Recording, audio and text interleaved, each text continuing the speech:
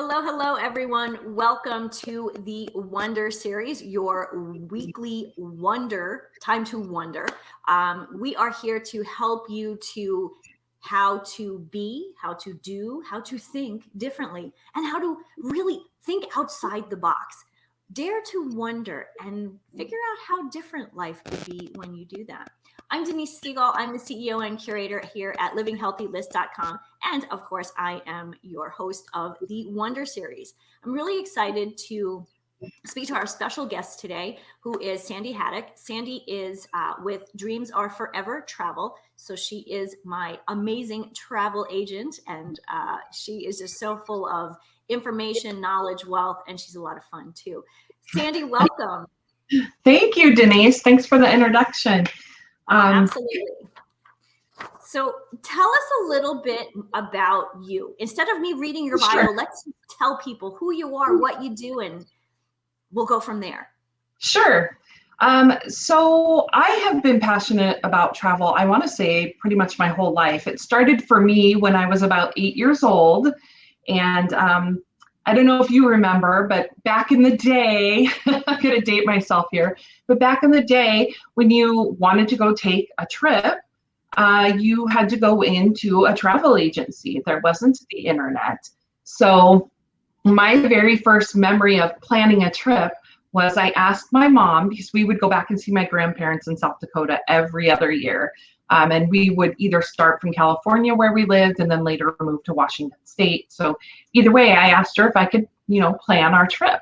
We had a trailer, and my mom thought, gosh, what a good lesson, because I'd have to figure out how many miles we'd go per day or whatever. So at about 8 years old, I had her take me into the AAA office, got that triptych, got the big tour book, and off I went planning our journey to South Dakota. So that's where it really started for me. And as I grew, I was in the corporate world in supply chain and logistics. So I got to know the world that way and how it moved. And I always planned travel on the side for family and friends. I was always the go-to. I always wanted to be a travel entrepreneur, just waiting for the right time. And when we moved from Washington State to Minnesota State, my husband said, now's the time. Go see what it takes.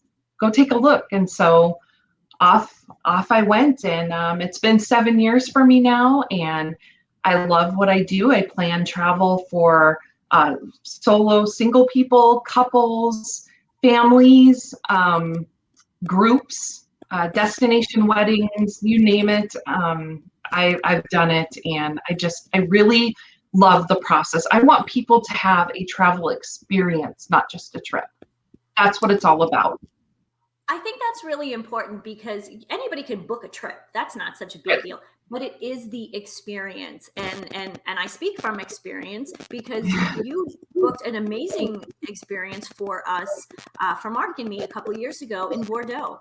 And yeah, I could have booked a hotel or I could have booked a flight, but I never would have been able to find all of the nuances and the nooks and crannies and all of those special things that you as a travel agent, had access to.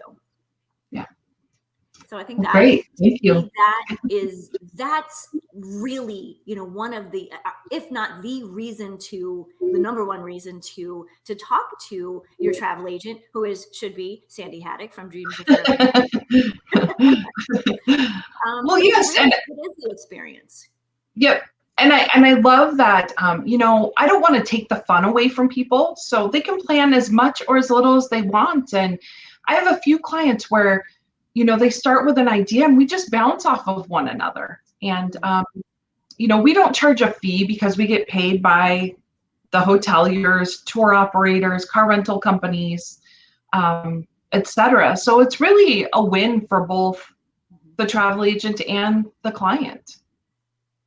Absolutely. Absolutely. So travel the last year or so has basically stopped, and we're getting into a little bit more now. So tell us, how do we start traveling again? Sure. I think that people are really going to start slow, and they have started slow. I think we're going to see a lot of domestic travel Last summer, as well as this summer, I think the national parks are going to be rather busy in the United States. I think a lot of domestic locations are going to get a lot of business. Florida had one of their busiest summers last year. I expect that again, through this summer as well.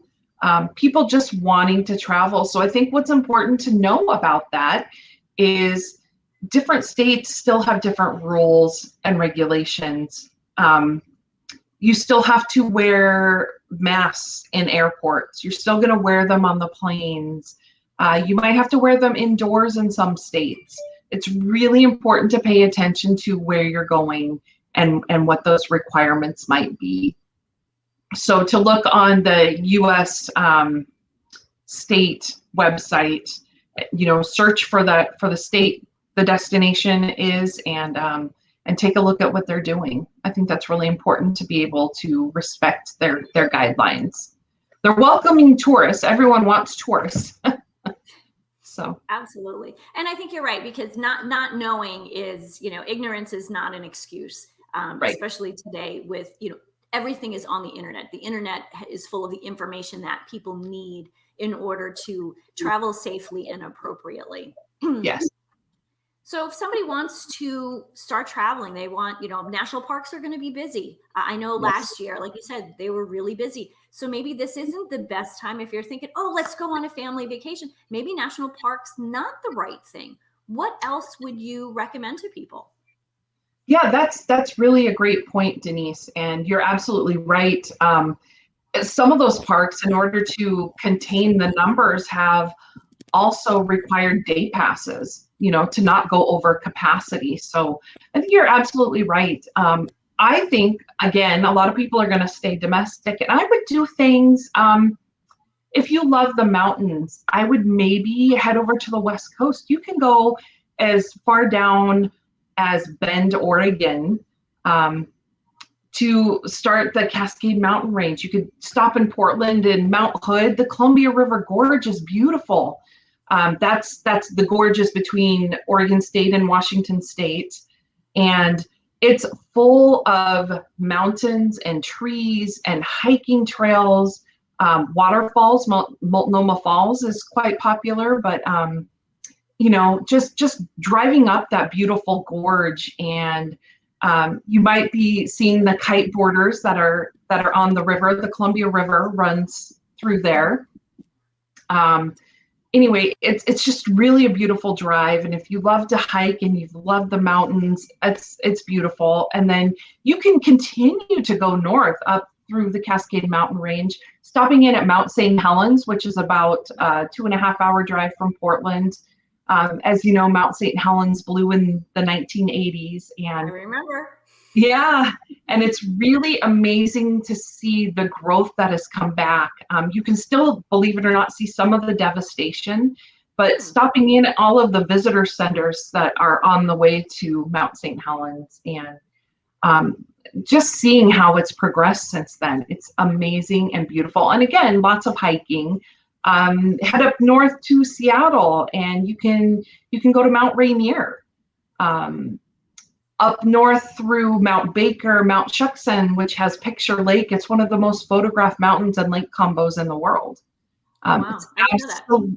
Yeah, it's absolutely gorgeous. And then there's not many people know that they're called the San Juan Islands. They're part of Washington State, where you hop on a ferry in Anacortes from the mainland in Washington, head on over to San Juan Islands, and there's a state park actually on one of the islands. And you can go all the way up, again, with hiking and, trails, biking even. You go all the way up and you can see the whole sound, the Puget Sound, and it's just breathtaking. Deception Pass on the way up there. So I think there's a lot of outdoor space between Oregon and Washington. That people probably wouldn't think of because maybe they don't know about all of these places that are not necessarily national parks, but they're outdoors and beautiful. And summer is a great time to go there through September. So, Well, I was going to say that because, usually you think Oregon and Washington, oh, the weather, but this is the perfect time. it And is. so the weather's great there. I mean, think about it. As much as people go down to Florida and head south, it's hot and muggy down there. Right, right. So So for me, I love yeah, going to Florida. mountains But is one January. place. Right. So mountains is definitely one place I think a lot of people, if they want to explore, those would be really great places. Well, it sounds too that you live there for quite some time, so you're really knowledgeable about that area as well. It was funny as you were telling us about the trip up the Cascades. I was thinking I could see little Sandy with her book, like from AAA, going, "Well, Mom, it's 6 more miles, and we'll You're get right. to the visitor center." Right. Yes. But I think, what's really an important piece of, getting outside, obviously connecting to nature. Mhm. It's something that we really haven't been able to do for such a long time. And I think Mhm. many people, when it comes to travel, like summer travel, they want to go and they want to go someplace exotic, or they want to go to a place, they want to go to Europe, which of course we can't do right Yeah. now. Right. And I think the places like the United States has so many amazing places, Mhm. um, that maybe you're right. Stay domestic and find your new favorite place. Right. Mhm. Yeah. So what about those Um, city dwellers? I mean, people, some people love. I have a friend who's going up to Boston for a long weekend. Um, I never really think of the city as much of being outdoors, but there are some cities that are pretty walkable, and what would you recommend for those people who just, no matter what, they still have to be near a city? it's funny you mentioned Boston because that is one of my favorite cities to actually just explore outside. Um, there's so much history in Boston. For those history buffs, it's just, a playground for them. There's the Freedom Trail. The Puritans settled in Boston, and the Boston Massacre, the Boston Tea Party. Boston had the first Latin school. They have Harvard University. It's where Benjamin Franklin and John Hancock and Samuel Adams went to school. There's Paul Revere and his history there. You can actually just grab a map and take that Freedom Trail. There's the Granary Cemetery where so many of them are buried. You can take a duck tour. Now, the duck tour, that's pretty common in most cities, actually, where you can get into this amphibious vehicle from World War II and take a tour around the city and then go into the water because that's what this vehicle does. It's super fun. And you learn a lot about a city that way. But Boston, also the food, the seafood is amazing. The North End, I really feel like it's almost like walking into Italy. One of my favorite stories is one of the times I visited there. There was two men sitting on a bench, and there was a lady up above, and she was cleaning, and she had a rug out the window, and was, taking her little broom whisk and pounding the rug to get the dust out. And the men down there, they were just talking, and they had their chains on, and she was yelling down to them that they're what were they doing? There was work to be done. I just felt like I was right in the middle of Italy, in not even a tourist area, just right there living. you know and there were treats out on the streets, and you just walk into any cafe and get an amazing meal, or sit outside with your cappuccino. It's just really amazing. And one of my favorite tours actually from Boston is you can take a little boat to go to the Salem witch trials.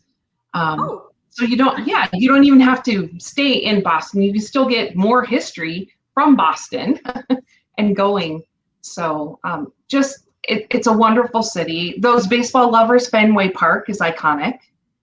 Um, Get tickets and go sit on the Green Monster, guys.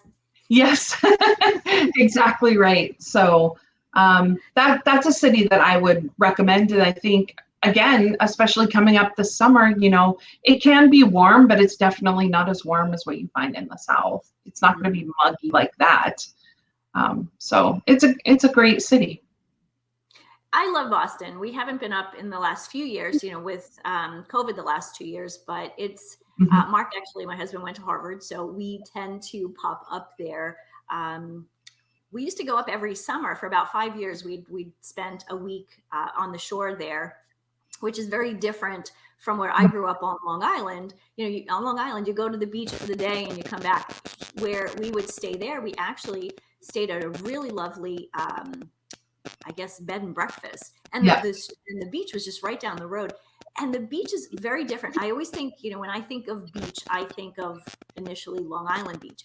But every beach, no matter where you are, has a different, the sand is different, the texture, the sound, the water is different. What would you say, what is your favorite water place? So is it an island? Is it New Orleans? If somebody wanted to just be by water. If somebody wanted to just be by water and they weren't looking at this as a bucket list trip or something like that, Florida is always a great go-to. The Gulf, the Florida Gulf, Clearwater, St. Pete Beach, those are great places with beautiful, expansive beaches. Domestically speaking, just like you, I'm sure one of my absolute favorites is Hawaii. I mean, it's just gorgeous, and you get not only the beaches, but you get the lush greenery, you get the hiking, you get the, go during whale season, and there's nothing like submerging yourself and just quieting yourself to hear the whales talking. It's just amazing. An amazing sound. Going to see the spinner dolphins off of Lanai, just awesome. And there's volcanoes. I mean, that's pretty cool.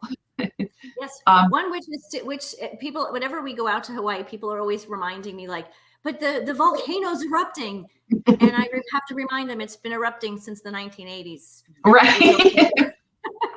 And each island is a little bit different, as you know, but Maui has Haleakala and the road to Hana, where there's several waterfalls and winding roads, and again, beautiful beaches.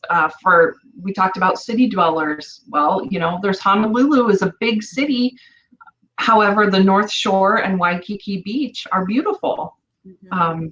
You can have the beach and your city in Hawaii. And then those who really want more of a quiet beach vacation, Kauai is perfect for that.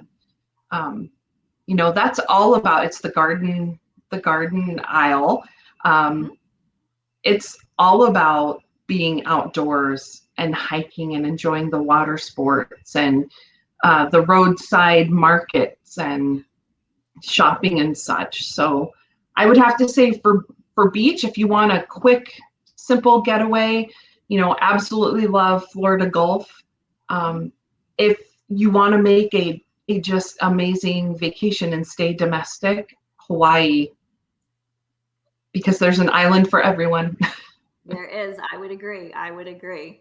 So I know, with restrictions, and I know we've talked about Hawaii. Hawaii has some restrictions. So again, it's one of those things, as you're planning, and this is why it's such a great idea to work with a travel agent, because they will know the ins and outs that you need, that you need to know as you're planning. It's never a good thing to find something out like the day before you're about to travel. So, right. So Sandy, yes. If there were 3 quick tips that you would give people for traveling this summer, what would they be? I think the number one thing for people to pack is their patience. Travel is different than it was pre-COVID. I think things are going to take a little bit more time. I think that some things will remain closed or changed forever. I think if nothing else, what this year of pause has caused is people, companies, whatever, to rethink how they're doing business. So I do think that it might look a little bit different either for a while or maybe forever. So I think patience is the key. If you're used to traveling pre-COVID to traveling now, it's different, and you have to be prepared for that. I would say my second tip is what I had already mentioned, is know the destination that you're going to, know their requirements. Happy to help with that.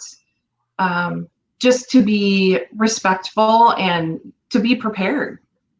You're going to, yes, it's still within the United States, but different states have different guidelines right now.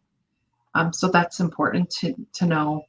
And 3 is call your travel agent. We're here to help. We're here to help you, guide you all along the way. We have your back 24/7 when you're traveling, and we can help you just have a really smooth, happy, comfortable vacation. Awesome. I do think working with a travel agent, obviously, Sandy is my travel agent. It's what I think is really important is it really does help me to think and do things differently when it comes to travel. Because as a travel agent, you have so much more insight and knowledge and experience. And that really, to me, enhances the experience that I have and that our audience will have as well. So thank you so much, Sandy, for joining us. Please tell us real quickly, how can people find you? Sure. You can email me at Sandy, that's Sandy, at dreamsareforevertravel.com. You can reach me by Facebook. My page is Dreams Are Forever Travel.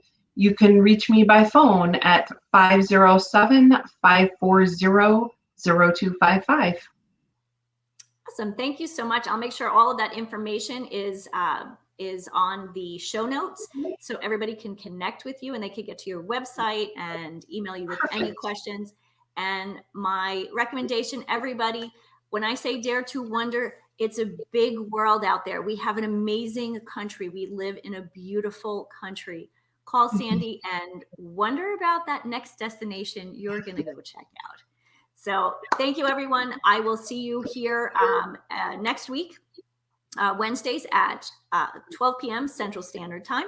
And you guys have a great week. Until next time, healthy living, happy life. Have a great one, everyone.